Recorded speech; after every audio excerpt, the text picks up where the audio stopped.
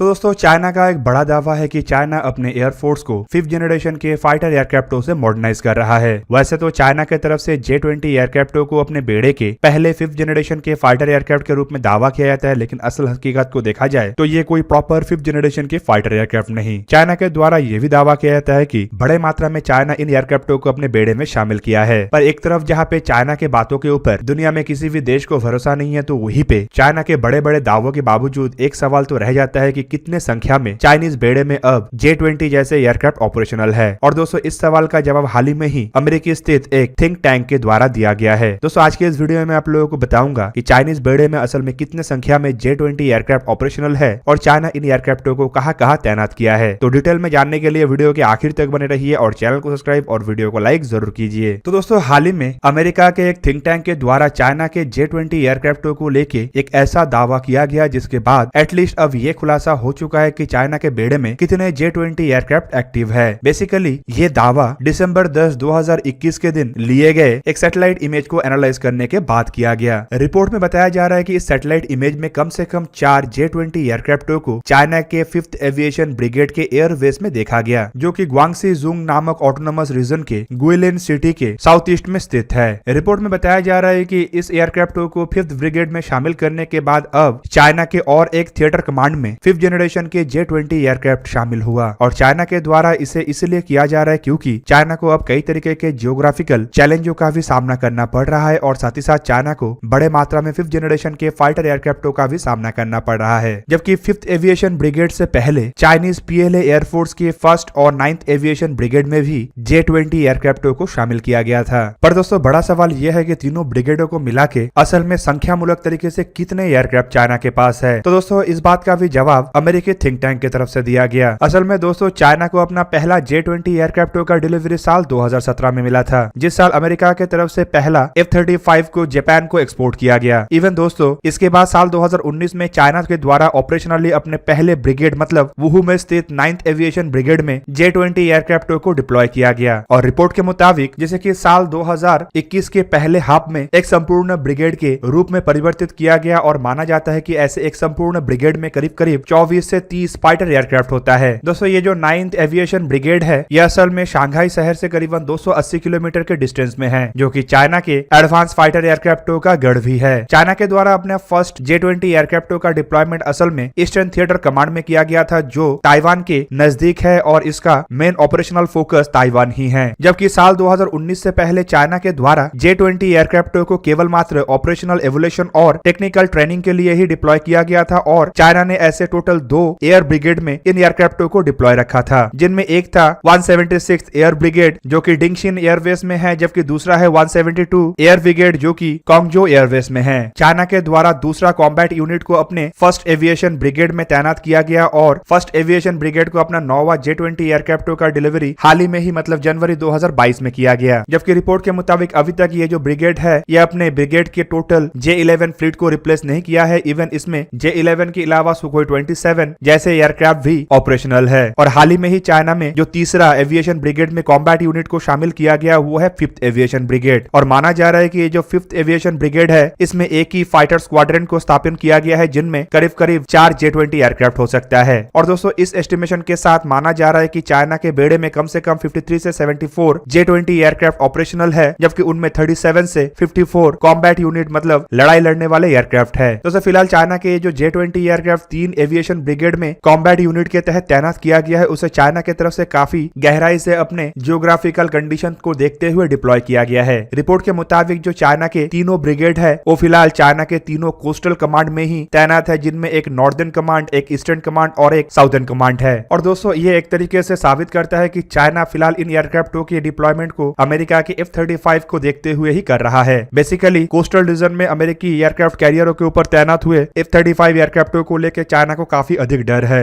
जबकि इससे पहले रिपोर्ट आ चुका है कि चाइना अपने डोमेस्टिकली बिल्ड एयरक्राफ्टों को अमेरिका के खिलाफ ज्यादातर तैनात करने में डर रहा है और अमेरिका के खिलाफ ज्यादातर रशिया से खरीदा हुआ एयरक्राफ्टों का ही डिप्लॉयमेंट चाइना के द्वारा किया जा रहा है। दूसरी तरफ अगर देखा जाए तो चाइना के समुद्र क्षेत्र से काफी नजदीक स्थित देश जैसे कि साउथ कोरिया और जापान ने भी F-35 जैसे एयरक्राफ्टों को अपने बेड़े में शामिल कर चुका है और इससे चाइना का भय अब दिन ब दिन और बढ़ता जा रहा है। जबकि दूसरी तरफ जापानी क्षेत्र में अमेरिकी बेसेस में भी F-35 एयरक्राफ्टों का तैनाती है। पर अगर दोस्तों F-35 एयरक्राफ्टों के सामने J-20 एयरक्राफ्टों के कैपेबिलिटीज को देखा जाए तो आपको पता चलेगा कि दोनों में जमीन आसमान का अंतर है। यहाँ पे चाइना के द्वारा J-20 को स्टेल्थ एयरक्राफ्ट के रूप में दावा किया जाता है, तो वहीं पे अगर एयरक्राफ्ट के बेसिक फीचर्स को देखा जाए तो ये किसी भी रूप में एक स्टेल्थ 5th जनरेशन के फाइटर एयरक्राफ्ट के आसपास भी नहीं भटकता। एयरक्राफ्ट में कैनर्ड्स, 3rd जनरेशन के इंजन और क्लोज कॉम्बैट के लिए हथियारों का अभाव एयरक्राफ्टों को काफी कमजोर बनाता है। दूसरी तरफ चाइना इन एयरक्राफ्टों को जैसे अन्य देशों के एयरक्राफ्टों के टेक्नोलॉजी को कॉपी करके निर्माण किया है, उससे भी एयरक्राफ्टों के परफॉर्मेंस को लेकर काफी संदेह होता है। दोस्तों फिलहाल अगर चाइना के J-20 एयरक्राफ्टों को देखा जाए तो आपके जानकारी के लिए बता दूं कि इन एयरक्राफ्टों का निर्माण चाइना के चैंगडू एरोस्पेस कॉर्पोरेशन की तरफ से किया गया है और एयरक्राफ्ट ने अपना पहला उड़ान 11 जनवरी साल 2011 में भरा था। चाइना दावा करता है कि अब तक चाइना ने करीबन 150 एयरक्राफ्टों का निर्माण कर चुका है, लेकिन इससे पहले भी खबर आ चुका था कि कैसे चाइना के द्वारा निर्माण किया हुआ एयरक्राफ्टों में इंजनों का अभाव है और ये एयरक्राफ्ट प्रोडक्शन फैसिलिटी में बिना इंजन के तैयार पड़ा हुआ है। दोस्तों चाइना के J-20 एयरक्राफ्टों के अगर फीचर को देखें तो ये सिर्फ एक क्रू मेंबर से ऑपरेट होता है, जबकि इसका आकार को अगर देखा जाए तो इसका लंबाई 21.2 मीटर मतलब 69 फीट 7 इंच है, विंग स्पैन 13.01 मीटर मतलब 42 फीट 8 इंच है और इसका हाइट 4.69 मीटर मतलब 15 फीट 5 इंच है, जबकि इसका विंग एरिया करीबन 73 मीटर स्क्वायर मतलब 790 स्क्वायर फीट है। एयरक्राफ्ट के एम्प्टी वेट करीबन 17,000 किलोग्राम है, जबकि इसका ग्रॉस वेट 25,000 किलोग्राम और मैक्सिमम टेक ऑफ वेट करीब 37,000 किलोग्राम है। एयरक्राफ्ट के फ्यूल कैपेसिटी भी करीब 12,000 किलोग्राम है और इसमें इंजन के रूप में इस्तेमाल हो रहा है 2 रशियन AL-31 FM2 इंजन, जिसका मैक्सिमम आफ्टर बर्निंग थ्रस्ट करीबन 145 किलोन्यूटन है। जबकि चाइना यह भी दावा करता है कि इन एयरक्राफ्टों में चाइना के द्वारा अपना खुद का WS-10C इंजनों को इस्तेमाल करके ऑपरेशनल किया गया है, जिसका आफ्टर बर्निंग थ्रस्ट 147 किलोन्यूटन है। जबकि चाइना का यह भी दावा है कि चाइना भविष्य में इन एयरक्राफ्टों में WS-15 इंजनों का इस्तेमाल करेगा, जिसका आफ्टर बर्निंग थ्रस्ट करीब 180 किलोन्यूटन होगा। चाइना के दावा के मुताबिक ये जो एयरक्राफ्ट है ये रशियन AL-31 FM2 इंजनों के साथ करीबन माक 2.5 के रफ्तार से ट्रैवल कर सकता है, जबकि इसका रेंज करीबन 6000 किलोमीटर है, वो भी 2 एक्सटर्नल फ्यूल टैंक के साथ। एयरक्राफ्ट के कॉम्बैट रेंज करीब 2000 किलोमीटर है, जबकि इसके सर्विस सीलिंग 20,000 मीटर या फिर कहे तो 66,000 फीट है। चाइनीज दावे के मुताबिक एयरक्राफ्ट +9G से -3G के दबाव झेल सकता है और इसका रेट ऑफ क्लाइम करीबन 304 मीटर पर सेकंड या फिर कहे तो 59,800 फीट पर मिनट है। एयरक्राफ्ट के विंग लोड कैपेसिटी करीबन 340 किलोग्राम पर मीटर स्क्वायर है, जबकि इसका थ्रस्ट टू वेट रेशियो 0.92 है। हथियारों के रूप में ये जो एयरक्राफ्ट है ये 11,000 किलोग्राम के हथियार को कैरी कर सकता है और चाइना ये भी दावा करता है कि एयरक्राफ्ट में इंटरनल वेपन बे है जो PL-10 short range air to air missile, PL-12 medium range air to air missile, PL-15 beyond visual range air to air missile, PL-21 long range air to air missile, LS-6 50 kilogram और LS-6 100 kilogram के smart diameter precision guided bomb को carry कर सकता है। Even इसके अलावा China यह भी दावा करता है कि इसके इंटरनल वेपन बे में एंटी रेडिएशन मिसाइलों को भी लगाया जा सकता है, जबकि एक्सटर्नली इसमें 4 हार्ड पॉइंट है जिसमें ड्रॉप टैंक्स मतलब फ्यूल टैंकों को कैरी किया जा सकता है। एविएशन के रूप में इसमें चाइना के द्वारा टाइप 1475 या फिर कहे तो KLJ-5 active electronical scan array radar का इस्तेमाल किया गया है, जबकि चाइना यह भी दावा करता है कि इसमें ETOS-86 electro optical targeting system और EORD-31 infrared search and tracking system का भी इस्तेमाल किया गया है। तो दोस्तों ये था आज का वीडियो। अगर आपको वीडियो अच्छा लगा तो लाइक कीजिए और मेरे चैनल को सब्सक्राइब कीजिए और साथ में बना हुआ बेल आइकन को भी प्रेस कर दीजिए ताकि आप मेरा वीडियो देख पाए सबसे पहले। जय हिंद।